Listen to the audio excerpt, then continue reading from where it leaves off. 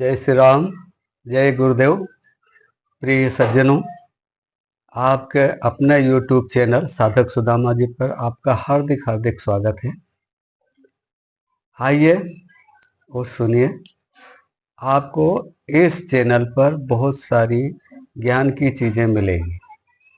जितना ज्ञान मैं अर्जित इधर उधर से कर रहा हूँ या मेरे पास है, वो सब मैं आप लोगों को इस वीडियो के माध्यम से बताना चाहता हूँ, क्योंकि यह ज्ञान लुप्त हो रहा है और इस ज्ञान को लुप्त न हो इसलिए मैं वितरण कर रहा हूँ। आप सभी सज्जनों को मेरी ओर से, मेरे YouTube चैनल की ओर से हार्दिक हार्दिक शुभकामनाएं, बधाई। प्रिय सज्जनों, आप लोगों को आज एक विशेष टोना टोटका कहिए या साधना कहिए, या आप अपने हिसाब से इसका निचोड़ निकाल लेना। क्योंकि जैसे हंस दूध और पानी मिक्स कर दो तो हंस उसमें से दूध निकाल लेता है। तो आप लोगों के ऊपर निर्भर है कि अवगुणों में से गुण कैसे निकालना है, ये आप निकाल लीजिएगा। मैं एक छोटी सी साधना बता रहा हूँ, आप इसके ऊपर ध्यान दीजिए, इसको करने की कोशिश कीजिए और कर लीजिए। इसको करने से आपको बहुत सारी सुविधाएं तो मिलेगी ही, इस जीवन में सफलता भी मिलेगी। एक ऐसी कन्या का मैं आपको एक विधान बता रहा हूँ जिसका नाम है हिल हुल परी। इसे आम भाषा में हुर परी भी कहते हैं, लेकिन इसका जिस ग्रंथ में वर्णन है उसमें इसका नाम हिल हुल परी है। और इसकी साधना सरल भी है और अच्छी भी है। ये साधना कर लेने के बाद शायद आपको आध्यात्मिक साधनाओं में या दूसरी बड़ी साधनाओं में बहुत सहायता मिलेगी। ये एक ऐसी परी है जो आपको हर वक्त साथ देने के लिए तैयार और तत्पर रहेगी। परियां आप जानते हैं पृथ्वी लोक से ऊपर है, इसलिए इनमें अलौकिक शक्तियां होना स्वाभाविक है और अलौकिक शक्तियां हैं। और जिस परी की मैं बात कर रहा हूँ, इनके कबीले होते हैं, तो ये 3 कबीलों की सरदार है। इसमें कुछ विशेष गुण भी हैं कि ये सरदार के पद पर है। अब मैं सीधा आता हूँ इसकी साधना पर।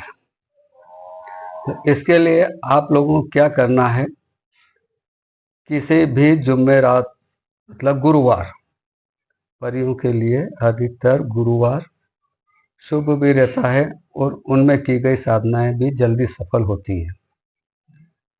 गुरुवार की रात के 9 बजे से यह साधना शुरू होती है। पर इसके पहले आपको करना क्या है कि एक आक का पौधा जिसमें दूसरी डालियां फूटी हुई ना हो, एक ही डंडी वाला आक का पौधा ढूंढ लेना है। बुधवार से पहले गुरुवार से पहले आपको वो ढूंढ लेना है, क्योंकि गुरुवार को रात्रि के 9 बजे बाद आपकी क्रिया शुरू हो जाएगी। अतः इसके पहले ही आपको तैयार कर लेना है। इसमें विशेष विधि विधान कुछ भी नहीं है।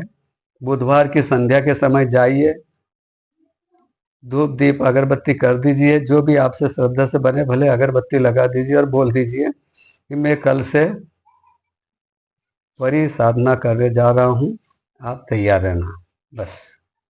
और आपको कुछ नहीं कहना, अपने घर आ जाइए।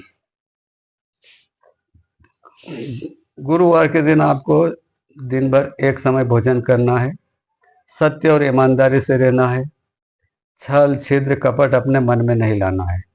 साधनाएं सब ऐसी होती है, कम से कम 3 दिन पहले से ब्रह्मचर्य का पालन आपको करना है। इसमें सात्विकता अनिवार्य है। परियों को सात्विकता और खुशबू और महक, जिसे हम महक बोलते हैं, महक बहुत पसंद होती है। तो इत्र वगैरह का उपयोग कर लीजिएगा, बहुत अच्छा रहेगा और करना चाहिए ऐसी साधनाओं में। तो ऐसे क्या, किसी भी साधना में आपको पवित्र रहना है, खुशबूदार रहना है। खुशबूदार अगरबत्तियां इसलिए बनाई गई है कि साधना के दौरान उनको जलाकर वो खुशबू वितरण हो जाए।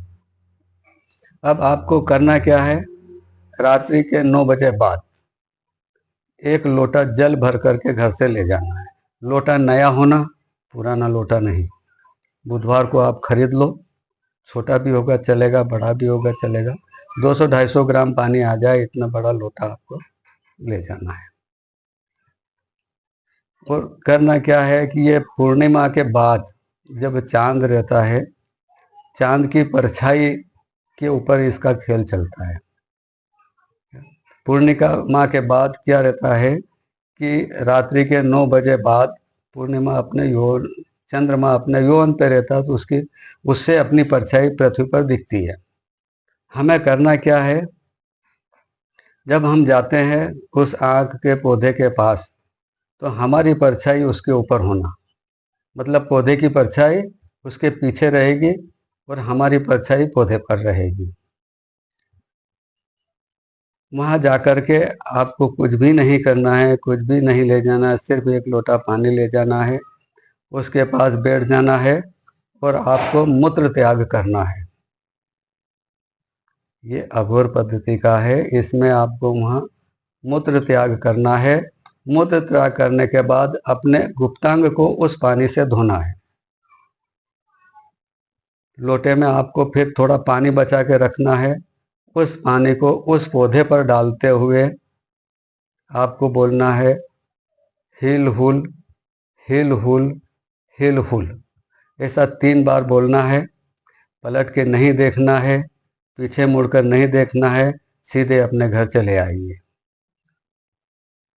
छोटा सा विधान है, बहुत बढ़िया विधान है। पर ये तीसरे दिन आपको एहसास होगा, आपके आसपास घूमने लग जाएगी, आपको एहसास होने लगेगा। चौथे या 5वें दिन घुंघरू बजेंगे, ये पक्का है। और 7वें दिन पर ही आपके सन्मुख होगी। अगर आप बिल्कुल निर्मल मन से और अच्छे स्वभाव से किया तो हो सकता है शायद एक दिन में भी आ जाए, ये परी के ऊपर निर्भर है। लेकिन उसकी क्रिया कर रहे हो, इसलिए 7 दिन के अंदर अंदर तो उसको आना ही है। लेकिन साधक कैसा है, साधक में कितनी शक्ति है, कितना पावर है, उसने अपने कौन से इष्ट को संभाल कर रखा है, कौन से इष्ट को मानता है, उसने कितने जप किए हैं, उसका कितना ललाट में तेज है, उसकी आंतरिक भावना में कितनी शक्ति है, ये भी निर्भर करता है जल्दी खींचने के लिए। वरना इस क्रिया को करने से उसको आना तो है, वह 7 दिन लगाएगी। और अगर आप में शक्ति है तो एक दिन में खड़ी हो सकती है, दूसरे दिन हो सकती है, तीसरे दिन भी हो सकती है। अब जब वो खड़ी हो जाए तो आपको उससे वचन लेना है। इस वचन को आप ध्यान पूर्वक सुनिए। क्या वचन लेना? सर्वप्रथम वचन यही लेना है कि तुझे मेरे और मेरे परिवार की रक्षा के साथ मेरे घर से 22 गज के दूर ही रहना हमेशा के लिए। बात समझ में आई? 22 गज दूर ही उसको अपने घर से दूर रखना है। अगर वो घर में आती है तो आपका कुछ भी अहित हो सकता है, इसलिए इसका विधान है 22 गज दूर ही इसको रखना है। ये वचन ले लेना है कि तुम जब भी मैं बुलाऊं या कुछ भी करूं, आवश्यकता पड़े, कैसा भी हो, मेरे घर से 22 कदम दूर ही तुम्हें रहना है। और जब बुलाऊं, जब तुम्हें आकर मेरा काम करना है। परियां है, अलौकिक शक्ति की मालकिन है, यह सब कुछ करने में समर्थ है। आप जो चाहो इससे काम करवा सकते हो। ये आपके ऊपर निर्भर है कि आप अच्छा काम करवाते हैं, बुरा काम करवाते हैं।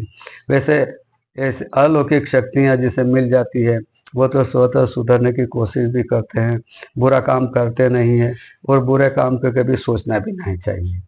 ये चीज़ें बनाई गई है मानव सेवा के लिए, समाज सेवा के लिए, देश हित के लिए ही इसका उपयोग कीजिए और खुश रहिए और ऐसी साधनाओं को करते रहिए। ऐसी साधनाएं क्यों करनी पड़ती है? बड़ी साधनाओं को करने के लिए सर्वप्रथम छोटी साधनाएं करना पड़ती है। अगर आपका चढ़ाव ही गलत है तो आप ऊपर चढ़ नहीं पाएंगे। इसी प्रकार यदि आप ईश्वर के भक्त हैं और ईश्वर दिखाई तो नहीं देते, क्योंकि जो दिखाई दे वो ईश्वर नहीं हो सकता। ईश्वर ने ब्रह्मांड की रचना करके छोड़ दिया, अच्छे बुरे 2 कर्म साथ में चिपका के छोड़ दिए।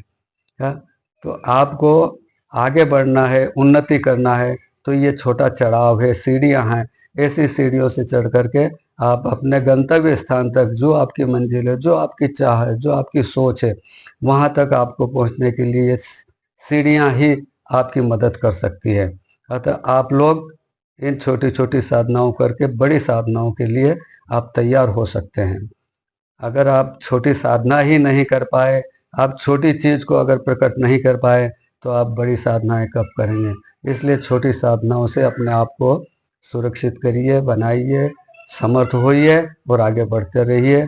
हाँ, तो साथियों, जब ये सिद्ध हो जाए तो आपको करना क्या है कि जैसे एक यौवना अपने बदन को छुपा के रखती है, वैसे ही इस विद्या को छुपा करके रखना है। किसी को बताना नहीं है कि मैंने क्या किया है, क्यों किया है। ये सिद्धियां हैं, ये अनमोल चीजें हैं। क्या ये बताने से इनकी शक्तियां कमजोर पड़ती है, ये इनका प्रभाव बिखरने लगता है। अतः ऐसी चीजों को जैसे धन को छुपाकर एक बनिया रखता है, वैसे ही इन शक्तियों को छुपा करके रखना चाहिए। धन, यौवन, मंत्र, मैथुन, इन चीजों को छुपा कर रखने का वेदों में भी वर्णन मिलता है। अपने मुख से कभी किसी को नहीं बताना है, कुछ भी नहीं कहना है कि मैंने सिद्धियां की है। और ये सिद्धि आपको बहुत उन्नतिशील बना सकती है, आपको आगे तक पहुंचा सकती है। और इस साधना को निश्चित रूप से आप करते रहिएगा। भले 7 दिन में उसको अगर संकेत मिल जाए और खड़ी नहीं होती है, तो इसको आगे भी करते रहिएगा। निश्चित तौर से 7 या 11 दिन के अंदर अंदर आपको मिल ही जाएगी। और इससे अच्छे काम करिए, सुख शांति से रहिए, पड़ोसियों को, रिश्तेदारों को, समाज को सुख शांति दीजिए, अपने देश हित में काम कीजिए और अच्छे कर्म कीजिए। हर बार मेरी यही आग्रह और निवेदन रहता है कि ये चीज़ें मैं दे रहा हूँ, ये अच्छे कर्मों के लिए दे रहा हूँ। तो कृपया सज्जनों, आपसे बार बार निवेदन है कि इन चीज़ों का सदुपयोग कीजिए और देश हित में लगाइए। जय श्री राम।